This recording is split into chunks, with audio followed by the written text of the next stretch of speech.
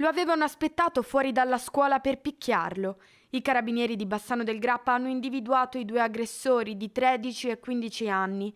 I fatti risalgono al mese scorso. Il 10 gennaio la vittima, anche lui quindicenne, li aveva incontrati per le vie del centro di Bassano. Era scoppiata una discussione per futili motivi che ha portato i due giovanissimi a strattonarlo e a strappargli il cappuccio del giubbotto. La situazione pareva poi essersi tranquillizzata. 3 giorni dopo, però, lo studente ha notato i due fuori dalla finestra della sua classe. Per paura è rimasto all'interno dell'edificio ben oltre il suono dell'ultima campanella, cercando di temporeggiare.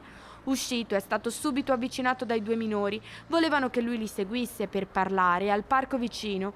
Al suo rifiuto, uno di loro gli ha sferrato un pugno al volto, continuando a colpirlo nonostante il ragazzo non reagisse e anzi cercasse solo di allontanarsi.